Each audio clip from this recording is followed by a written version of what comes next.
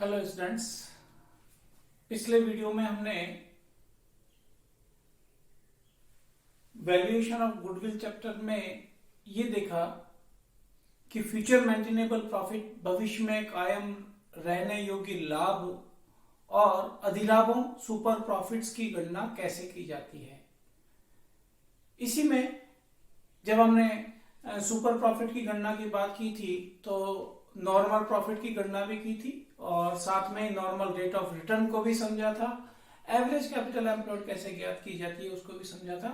उन सब का रोल है विधियों में। जब हम वैल्यूएशन ऑफ गुडविल की बात करते हैं, यानी कि जब व्यवसाय को बेचा जा रहा है और उसके बदले में क्रेता से पैसा प्राप्त किया जाना है, तो उस समय वैल्यूएशन की जरूरत होती है गुडविल की। या सरकार ने कोई अनिवार्य अधिग्रहण किया है या अमालगमेशन और मर्जर हुआ है, ऐसी स्थिति में या अंशों का मूल्यांकन किया जाना हो, ऐसी स्थिति में वैल्यूएशन ऑफ गुडविल की जरूरत होती है। तो लेखांकन की अवधारणा यह कहती है कि अगर सुपर प्रॉफिट है तो गुडविल होगी, अगर सुपर प्रॉफिट नहीं है तो वहां पर गुडविल अवस्थित नहीं होगी। तो लेखांकन की अवधारणा को ध्यान में रखते हुए फ्यूचर मेंटेनेबल प्रॉफिट की गणना हम करते हैं, सुपर प्रॉफिट की गणना हम करते हैं और फिर विधियों के एप्लीकेशन की बात करते हैं कि किस उस प्रकार के व्यवसाय के लिए, चाहे वो व्यवसाय हो चाहे वो निर्माणाधीन व्यवसाय हो, उसकी ख्याति की गणना जब हम कर रहे हैं तो उस प्रकार के व्यवसाय के लिए कौन सी विधि उपयुक्त होगी। यहां पे मैं दोहरा दूं कि जो पेशे की ख्याति है वो अलग चीज है। पेशे की ख्याति की गणना की बात हम यहाँ पे विधियों में नहीं कर रहे हैं, हम यहाँ पे व्यवसाय और जो व्यवसाय निर्माण में संलग्न है उनकी ख्याति की बात कर रहे हैं। पेशे की ख्याति की गणना की जाती है एक वर्ष के ग्रॉस कलेक्शन के आधार पर, तो वो अलग है। Value of goodwill for a profession is different. वो होता है gross collection of 1 year of that profession, चाहे वो चार्टेड अकाउंटेंट की फर्म हो, चाहे वो वकालत की फर्म हो, ऐसे पेशे की बात हम कर रहे थे उसमें। और यहां पर हम बात कर रहे हैं व्यवसाय या जो कि ट्रेडिंग में संलग्न है या फिर वो निर्माण करके बेच के लाभ कमाता है, ऐसे व्यवसाय की बात हम कर रहे हैं। तो यहाँ पे जो विधियां हैं उनमें आप देख रहे हैं यहाँ पे सबसे पहले वर्षों के क्रय की विधि। तो विधि कौन सी इसमें से सेलेक्ट करनी है, उस प्रकार के व्यवसाय को ध्यान में रखते हुए कहां पर वो व्यवस्थित है, किस प्रकार से उस व्यवसाय का ट्रेड चल रहा है, कहाँ स्थान, भौगोलिक स्थिति उसकी ध्यान में रखते हुए, राजनीतिक स्थिति वगैरह ध्यान में रखते हुए विधि का निर्धारण किया जाता है। भविष्य में लाभ कितने वर्षों तक प्रत्याशित हैं, लगातार वो बने रह सकते हैं भविष्य के लाभ, इस बात को भी ध्यान में रखा जाता है विधि का निर्धारण करते समय। यहां पर विधि की बात करें तो पहली विधि है वर्षों के क्रय की विधि, ईयर्स परचेज मेथड। दूसरी विधि है पूंजीकरण विधि, कैपिटलाइजेशन मेथड। और जो तीसरी विधि है वो है वार्षिक वृद्धि रीति या एन्युटी मेथड। तो हम बात करें कि गणना कैसे की जाएगी, वैल्यू ऑफ गुडविल कैसे कंप्यूट की जाएगी इन विभिन्न विधियों में। तो वर्षों के क्रय की विधि में वापस पहले नंबर पर है औसत लाभ विधि, एवरेज प्रॉफिट मेथड। तो यहां पर जो इस पहली विधि की बात हम कर रहे हैं एवरेज प्रॉफिट मेथड की, तो value of goodwill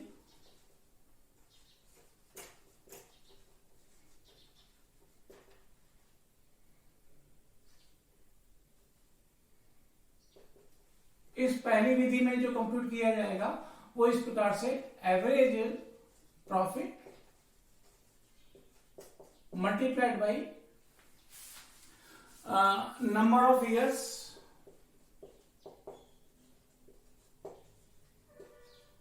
purchase.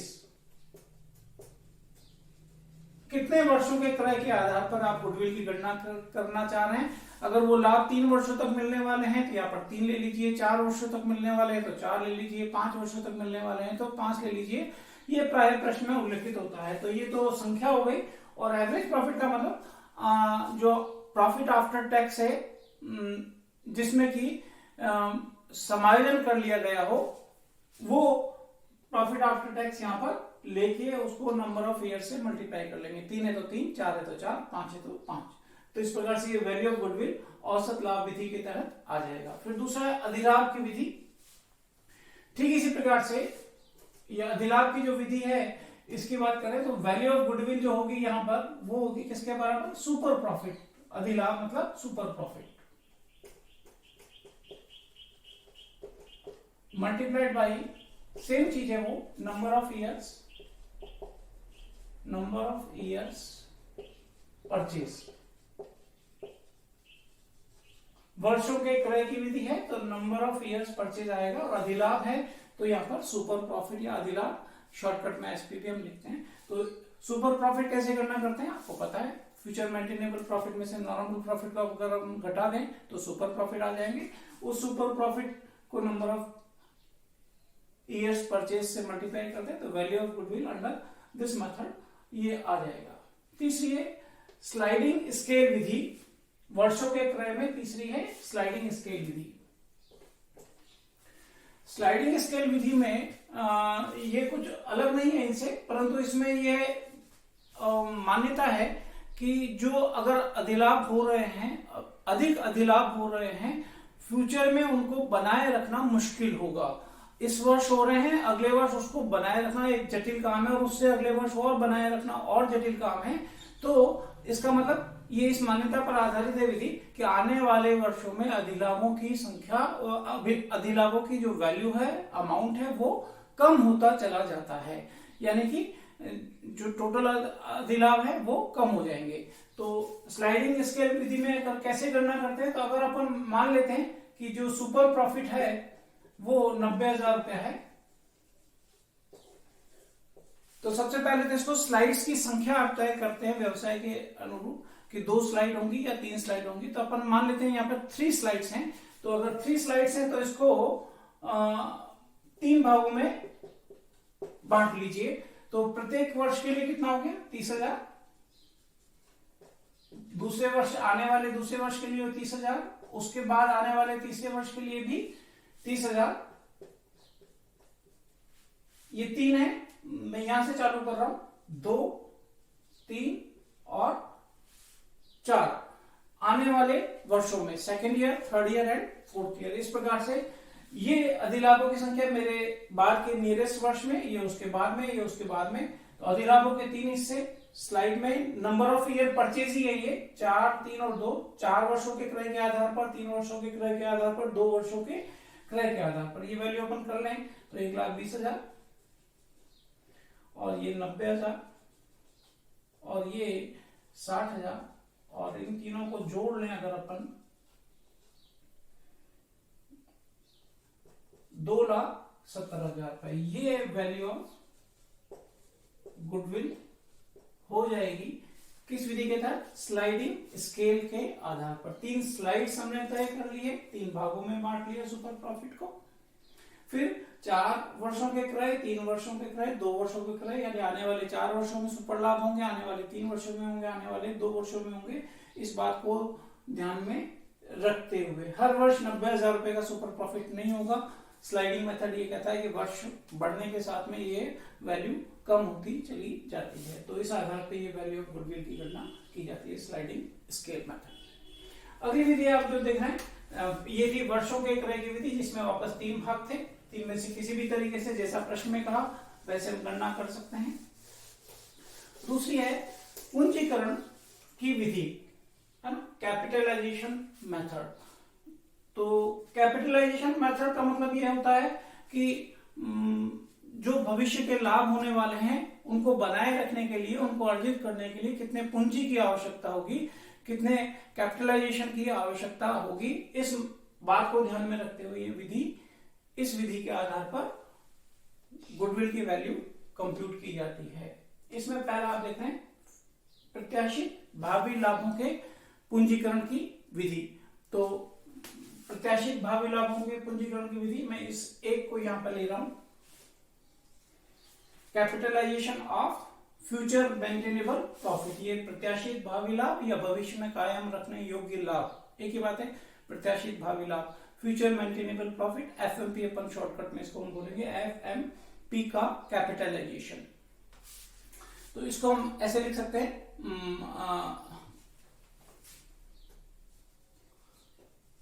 Capitalised value of future maintainable profit FMP, यही वैल्यू ऑफ बिजनेस भी कहलाता है। अगर प्रश्न में सीधा ही दे रखा हो तो वैल्यू ऑफ बिजनेस, ध्यान रहे ये वैल्यू ऑफ गुडविल नहीं है। वैल्यू ऑफ गुडविल की गणना हम कर रहे हैं किस आधार पर, इस आधार पर। FMP मैं वापस शॉर्टकट में लिख रहा हूं, future maintainable profit multiplied by 100 divided by NRR, normal rate of return, normal rate of return, सामान्य प्रत्याय दर, जो आपको ध्यान हो तो हमने पिछले वाले वीडियो में कंप्यूट की थी। अगर प्रश्न में दे रखी है नॉर्मल रेट ऑफ रिटर्न तो वो ले लेंगे, और नहीं तो फार्मूला लगा के हम कंप्यूट कर लेंगे। डिविडेंड पर शेयर में मार्केट प्राइस पर शेयर का भाग दें और 100 से गुना करें तो NRR आ जाएगी।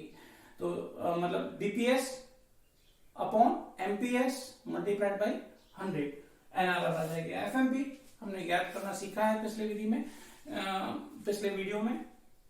कैसे ज्ञात करते हैं FMP हम ज्ञात करते हैं कि अगर पिछले कई वर्षों के प्रॉफिट आपको दे रखे हैं तो उन प्रॉफिट को अलग अलग वर्षों के लिए जमाइए, उनमें से कम कीजिए और जोड़िए, लेस कीजिए और ऐड कीजिए। अगर खर्चे ऐसे घटा रखे हैं आपने जो फ्यूचर में नहीं होंगे, असामान्य खर्चे हैं, वो एबनॉर्मल एक्सपेंसेस हैं जो आपने पहले वाले वर्षों में घटा रखे हैं, तो उनको वापस से जोड़ दीजिए। ऐसे ही असामान्य आय जो गत वर्षों में आपने उसमें जोड़ी हुई है तो उसको आप घटा दीजिए। तो एबनॉर्मल एक्सपेंसेस को ऐड करके और एबनॉर्मल इनकम को घटा के जो हम उन वर्षों के लाभ ज्ञात करते हैं वो उसका एवरेज निकाल लीजिए। अगर लगातार वर्धमान प्रवृत्ति है या घटने की प्रवृत्ति है तो वेटेड एवरेज प्रॉफिट निकाल लीजिए। तो एवरेज उसका अपने को करना है 3 या 5 या 4 वर्ष, जितने भी वर्षों के लाभ आपको दे रखे हैं उनका एवरेज निकाल लीजिए। उसमें भविष्य में जो खर्चे और होंगे उसको घटा दीजिए और भविष्य में जो आय नहीं होंगी उनको घटा दीजिए।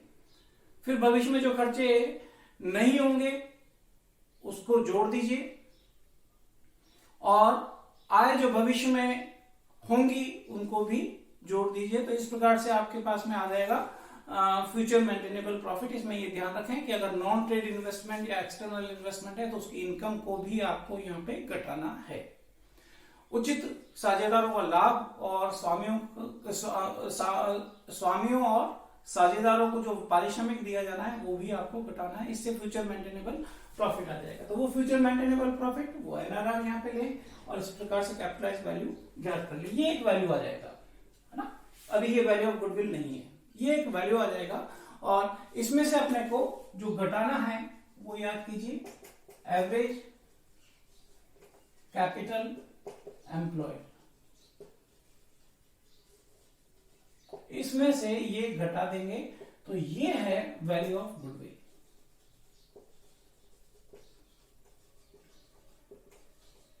और एवरेज कैपिटल एम्प्लॉयड क्या होती है ये भी अपने पिछले वीडियो में हमने सीखा है कि जो क्लोजिंग कैपिटल एम्प्लॉयड है उसमें अगर लाभांश बांट दिए गए हैं तो उसका समायोजन करने के बाद में half of the current years profit को घटा दीजिए तो एवरेज कैपिटल एम्प्लॉयड आ जाएगा। Opening capital plus closing capital employed divided by 2 दोनों दे रखी है तो ऐसे हम कंप्यूट कर सकते हैं। नहीं तो half of the current years profit घटा दीजिए, इससे भी एवरेज कैपिटल एम्प्लॉयड आ जाएगा। तो उसको यहां पर घटा देंगे। अगर हम FMP के कैपिटलाइज वैल्यू में से अगर हम एवरेज कैपिटल एम्प्लॉयड को घटा देंगे तो वैल्यू ऑफ गुडविल आ जाएगा किस विधि के तहत, प्रत्याशित भावी लाभों के पूंजीकरण विधि के तहत। ये फ्यूचर मेंटेनेबल प्रॉफिट के आधार पर ये इस प्रकार से गणना की जा सकती है। ऐसे ही आप देख रहे हैं यहाँ पर दूसरा अधिलाभों के पूंजीकरण की विधि, capitalisation of super profit method. तो यहां पर जो ये दो मैं यहां पे ले रहा हूं, ये दो गणना इसमें सीधी होती है। Capitalize value of super profit,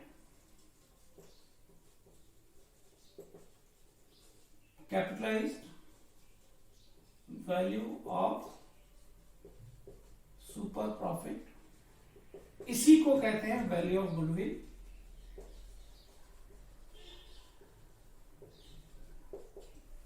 इसी तरीके से यहां पर सुपर प्रॉफिट को मल्टीप्लाई करना है 100 बाई NR8 से। यहां पर सुपर प्रॉफिट इस प्रकार से ग्रॉस अप किए हैं आपने या कैपिटलाइज किया है उनको नॉर्मल रेट ऑफ रिटर्न के आधार पर, यहां पर भी किया है। यहां पे अंतर क्या था कि आपने एफएमपी को किया था तो एवरेज कैपिटल एम्प्लॉयड को घटाना पड़ा, यहां पे आपने सुपर प्रॉफिट को किया है तो यही सीधा वैल्यू ऑफ गुडविल आ गया है। तो इस विधि के आधार पर ऐसे, और सुपर प्रॉफिट कैसे कंप्यूट करते हैं ये भी हमने देखा है पहले कि जो फ्यूचर मेंटेनेबल प्रॉफिट है उसमें से नॉर्मल प्रॉफिट को घटा दीजिए, सुपर प्रॉफिट आ जाएंगे। उन अधिलाभों को यहाँ पे ऐसे कैपिटलाइज करके वैल्यू ऑफ गुडविल ज्ञात की जा सकती है अधिलाभों के पूंजीकरण की विधि के आधार पर। तो ये हो गया इस विधि का कंप्यूटेशन का तरीका वैल्यूएशन ऑफ गुडविल के लिए। फिर आप देख रहे हैं यहाँ पर तीसरी विधि है, वो है वार्षिक प्रतिनिधि एन्युइटी मेथड। ये एन्युइटी मेथड की बात अपन यहां पे कर रहे हैं। एन्युइटी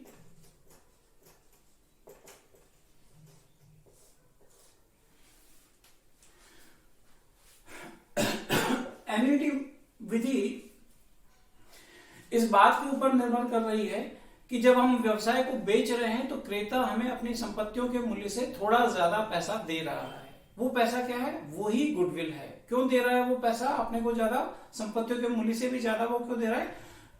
वो इसलिए दे रहा है कि फ्यूचर में उसको अधिक लाभ होने की संभावना है। तो दो बातें हो रही है यहाँ पर, जो पैसा अपने को गुडविल का दे रहा है क्रेता, वो आज की तारीख में दे रहा है, लेकिन उस क्रेता को वो जो अधिलाभ होंगे वो आने वाले वर्षों में थोड़े थोड़े करके होंगे।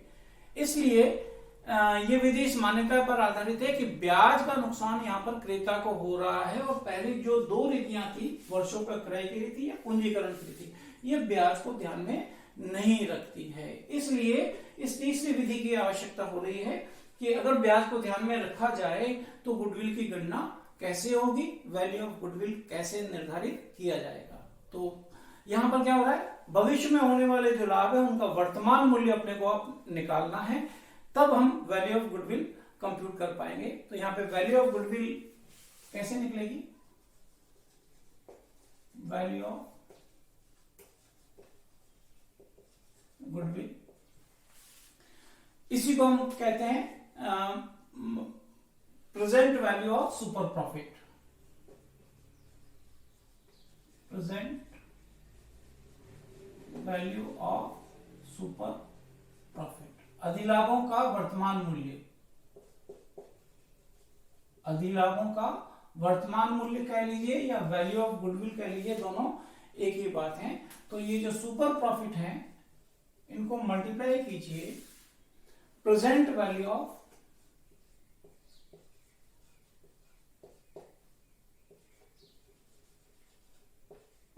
₹1 for n years, 3 वर्ष, 4 वर्ष, 5 वर्ष, कितने वर्षों तक वो अधिलाभ मिल रहे हैं उस बात को ध्यान में रखते हुए ₹1 का उस वाले वर्ष में जो मिलेगा उसका वर्तमान मूल्य क्या है, या आज की तारीख में जो मूल्य है उसका कंप्यूटेशन वर्तमान मूल्य के आधार पर कैसे किया जाए, उसको, ये एक फैक्टर है, ये एक वैल्यू है जिसको अपन अभी डिस्कस करते हैं, उसको मल्टीप्लाई कर लें सुपर प्रॉफिट से, अधिलाभों से, तो ये जो आएगा यही वैल्यू ऑफ गुडविल है। इसी को हम present value of super profit कहते हैं। अब ये बात है कि प्रेजेंट वैल्यू ऑफ ₹1 कैसे कंप्यूट किया जाएगा। तो ये प्रेजेंट वैल्यू ऑफ ₹1 एक फार्मूला है, उसके आधार पर हम कंप्यूट कर सकते हैं इसको। 1 माइनस, देखिए थोड़ा दूर है, 1 के नीचे हम डिवीजन कुछ भी नहीं कर रहे हैं, 1/1 + r raise to power n, और इस पूरे फंक्शन में डिवाइड करना है वापस r का। What is r? Rate of return यानी ब्याज की दर, और n क्या है, स्मॉल n क्या है, स्मॉल n क्या है, तो स्मॉल n जो है वो है वर्षों की संख्या, नंबर ऑफ ईयर्स। इस आधार पर हम प्रेजेंट वैल्यू ऑफ ₹1 निकालते हैं, और ये जो वैल्यू बनता है उसको मल्टीप्लाई करते हैं सुपर प्रॉफिट से। ये प्राय प्रश्न में भी होता है, और अगर इस फार्मूले से भी हम कंप्यूट कर सकते हैं। दो चीजें चाहिए, रेट ऑफ रिटर्न यानी कि ब्याज की दर यहाँ पर, और n यानी वर्षों की संख्या। और अगर आप चाहें तो इसको आप अपने कैलकुलेटर से भी कंप्यूट कर सकते हैं। तो मैं मान लेता हूं कि सपोज 3 वर्ष हैं, सपोज 3 इयर्स हैं, तो कैसे हम कंप्यूट करेंगे? और रेट ऑफ रिटर्न बराबर अपन मान लेते हैं 10%, और n अगर अपन मान लेते हैं कि 3 इयर्स। मैं ये फार्मूला हटा रहा हूं, मैं फार्मूले का एप्लीकेशन नहीं कर रहा हूं, मैं सीधा आपको, अगर हमें कैलकुलेटर से ही इसको किया जाना हो तो कैसे कंप्यूट करेंगे वो प्रोसेस बोल रहा हूं।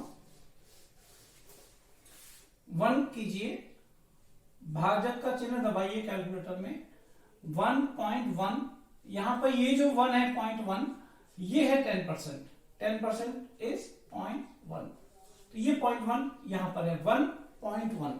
अगर ये 6% की रेट होती तो ये होता 1.06, ठीक है ना, 1.06। 12% की रेट होती तो यहां पर होता 1.12। ये कर लीजिए कैलकुलेटर में, ये फंक्शन पूरा कर लीजिए, फिर इक्वल्स टू का साइन प्रेस कीजिए, फिर आपके कैलकुलेटर में होता है मेमोरी प्लस, उसका साइन प्रेस कीजिए। ये 1 वर्ष के लिए आपने एक बार मेमोरी दबाया, मतलब 1 वर्ष के लिए काम हो गया। इसके बाद सावधानी रखिए, अपने कैलकुलेटर में और कोई भी चिन्ह बीच में नहीं दबाना है आपको। मल्टीप्लाई करें, 2 बार दबाएं मल्टीप्लाई का साइन, फिर इक्वल्स टू का साइन दबाएं, फिर मेमोरी प्लस का साइन एक बार और दबाएं। ये दूसरे वर्ष के लिए हो गया, 3 वर्ष तक जाना है अपने को। लेकिन अब तीसरी बार देखिए, मल्टीप्लाई का साइन नहीं दबाना है आपको, बराबर का चिन्ह दबाइए केवल, फिर यहां पर मेमोरी प्लस दबाइए। ये तीसरे वर्ष के लिए मेमोरी हो गई।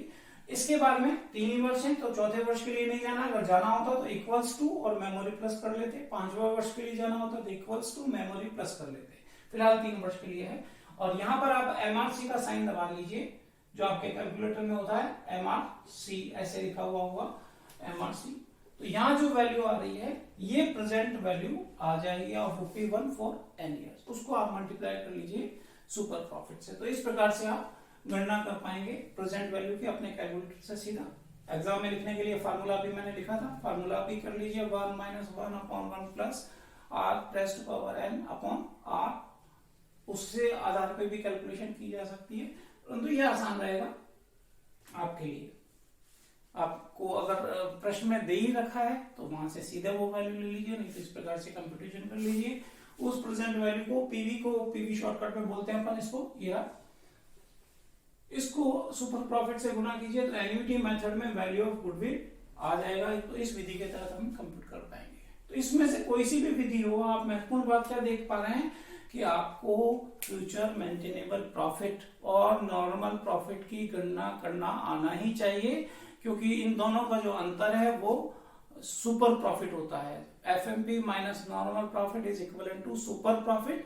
और एफएमपी की गणना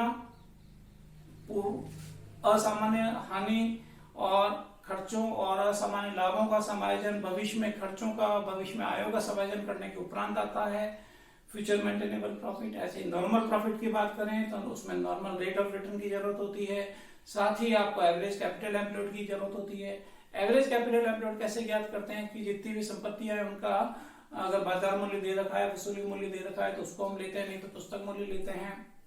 यहाँ पे ध्यान ये रखिए कि गुडविल को अगर प्रश्न में नहीं कहा गया है तो आप इग्नोर कीजिए, उसको छोड़ दीजिए। लेकिन अन्य जो इंटेंजिबल एसेट है उनका